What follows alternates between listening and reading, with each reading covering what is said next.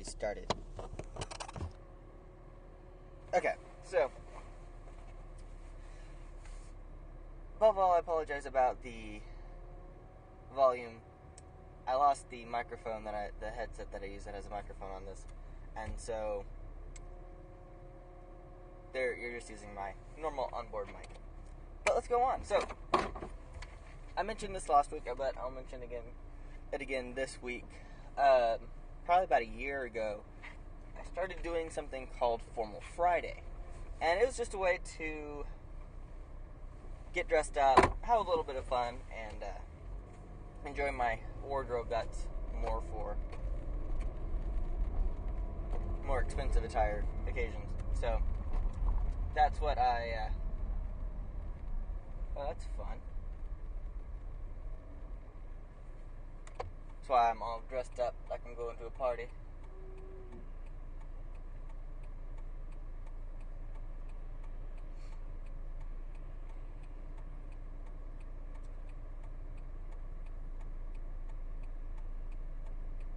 Here's a nice yellow Chevy something with half its front end torn off right in front of me.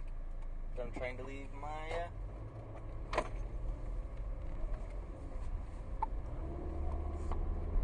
house this morning on the main street.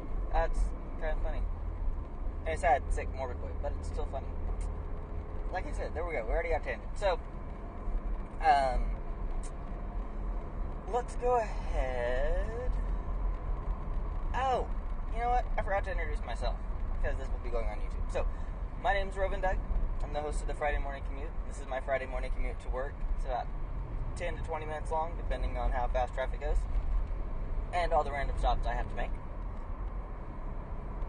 This morning we're going to talk about formality, which we already did. It's Formal Friday, that's why I'm dressed up. It's fun. I like being fun. I like fun, and bow ties are cool. Hand-tied bow ties are even better. Now on to Destiny. So, I got to play a little bit this week. I got to level 40. Woo! Everyone else is like, level 40? Finally? Yes, finally. I'm finally level 40. I haven't got to play much at all. But I got to play a little bit this week, Monday and Tuesday, with me being slightly sickish with a sinus infection. Awesome. So that allowed me to get to level 40, which unlocked a really nice pulse rifle and allowed me to start wearing my Light Beyond Nemesis. So that bumped me to like 217, which means I'm only 23 away from when I want to start the story. Oh, you guys are too awesome. Got a couple of my regular viewers sharing on the social medias. It's awesome. So, aside from all the fun that I had getting to level 40, there were a couple of big ticket items. One, the Sleeper Simulant, that kind of was revealed, brought itself out. And it's a very interesting weapon, just from the reports that I've heard. I haven't seen any gameplay video of it. I've been avoiding watching people play on Twitch and avoiding listening to too much Destiny so that I don't get spoilers before I complete the story. So at this point, also at the raid, I'm trying to do the raid blind. We'll see how that goes. So at this point, I am one of the people who's probably the most knowledgeable about the content in the Taken King without having played the Taken King story, without knowing the story, and without knowing the raid mechanics. I know the checkpoints of the raid. Yeah, that's my life when I choose to do a hard goal for the first large expansion of the game that I picked up in May. It was released in 2014. So, that'll be awesome. So the Sleeper Simulant, it's a heavy weapon that's a fusion rifle. And it looks pretty. I like it. I got a couple of really nice high-res images for my desktop. It's really pretty. So, I'm guessing it's timed and RNG based. Good morning, Mr. Gavel. So, you have to collect these 4 fusion rifle parts initially.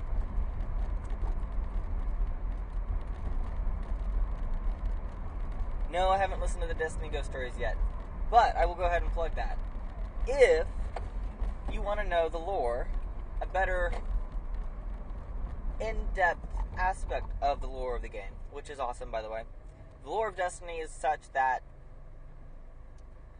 the gameplay, you get your action. And if you want to dig deeper, there's a whole breadth of lore through the Grimoire. Frustrates players like me who wants action and lore at the same time, but it's still there to find. Well,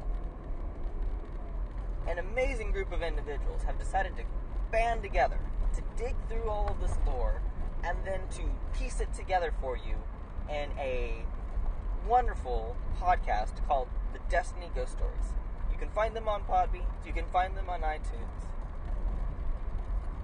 Go find them and listen to them, because it is going to be awesome. Now, they just released their first podcast, so please pardon all nerves that you may hear. It is going to be an awesome podcast series, so go ahead and watch it.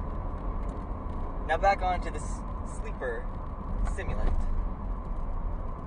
So you have to get the four fusion rifle pieces in order to unlock a time-activated quest. Once you unlock the time-activated quest, you go,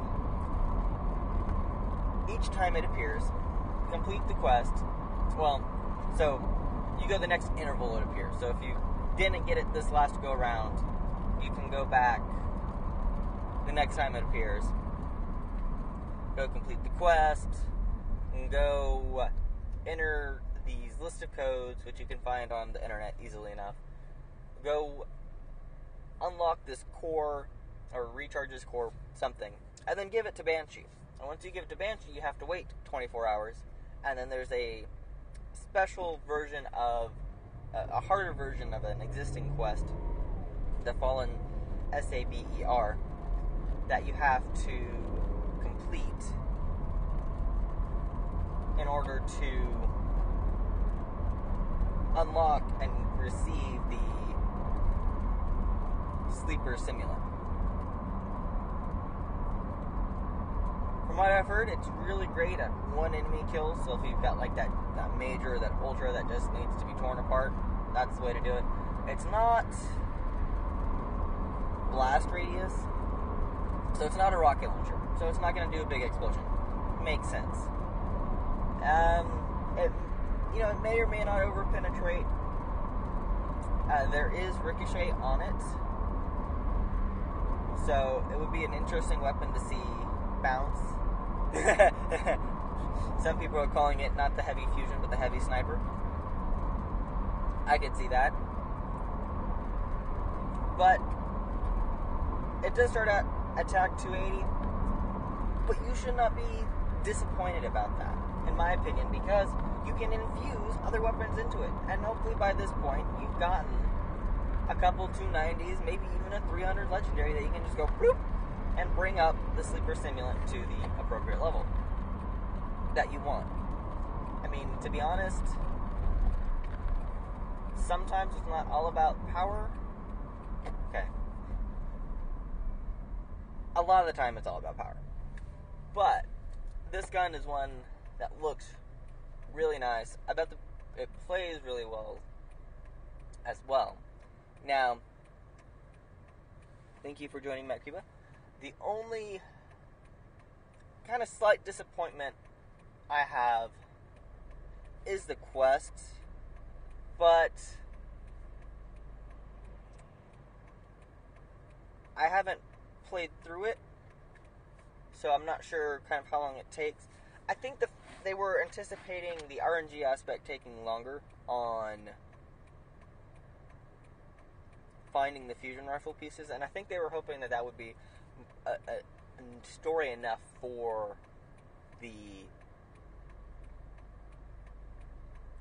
this exotic fusion rifle. I don't know. I mean, I do enjoy those quests where you have to go find something, and the quests that are initiated because you found something first. But as a few people have noted, the missions, whenever you play with them,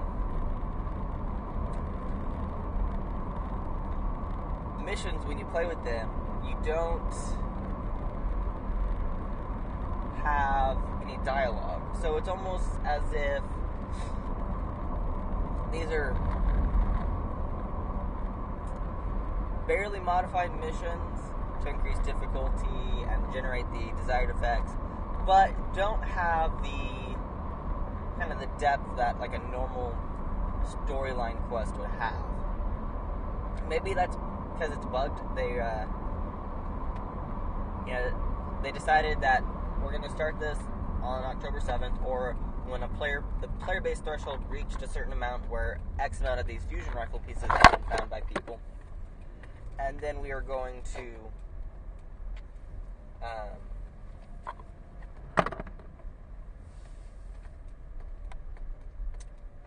unlock it, and so that the first wave of people can get the Sleeper Simulant.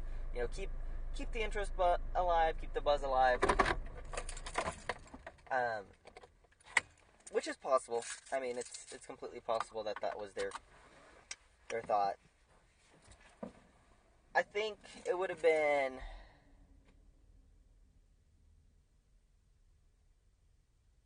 interesting. So, it's... I believe it could have been better well done. However, without having played all the way through, I can't tell you and give you a good idea of the quality of the storyline for this exotic. But I do agree with some people that it could have been drawn out longer. But I wouldn't say much longer, and dialogue would have helped. At least from the reports I've heard. So, I think the Black Spindle was again this week. Maybe it wasn't. Maybe it was last week. That's right, it was last week. The Black Spindle. That sounds like one difficult weapon to get. If you haven't heard, feel free to look up on the internet about the Black Spindle.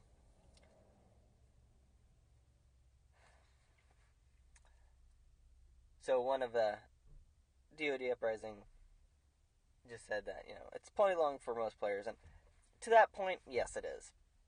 You have to balance two different genres of individuals, one being a first-person shooter gamer who enjoys some RPG elements, and then you have the MMO-type people who are used to the storylines that take, 20 levels to complete. Oh, you have to take this one trinket to this guy, who's going to manipulate this trinket and give you back the trinket to go give it back to the first guy. True, the war stats can take a long, long time. Surprisingly enough, I've never had the issue with the war stats. Now, I could see that being... I've never had an issue with the war stats. True, they really could have altered the drop rate of the war stats while you're on the Sleeper Simulant, or just in general. I always seem to be like, oh, look, here I am, and nope, it's a war stat. Woohoo! I guarantee you probably over half of my public events for the Moments of Triumph for war stats. Anyways, most of the random were on the same timer. So you had the Taken, or the Wolves, and the public event, and the Swarms if you were in Skywatch. The Swarms. Anyways, I'm going to go ahead and walk into the office because I'm here. Thanks for joining me on the Friday Morning Commute, where we talked about formality, destiny, and other tangents come along with them. Feel free to check me out on Twitter, @RovenDoug. Follow me here on Periscope if you'd like to see the next time I go live. My big scope is the Friday Morning Commute. Otherwise, I just do random things as well. I will thank you, DoD Uprising. You can also follow me on YouTube. Just search for RovenDoug on YouTube. I'm the guy with the glowing hair with the blue and green lights. And then you can follow me on Twitch and see whenever I go live and I'm streaming Destiny and any other video games that sound fun. Thanks again. If you'd like to see a replay of this, check out the YouTube, probably here within about by noon. It'll be up by noon. It's usually pretty quick, but by noon at the latest. Other than that, I shall see y'all later. Bye. Oh no. Too far! Too far!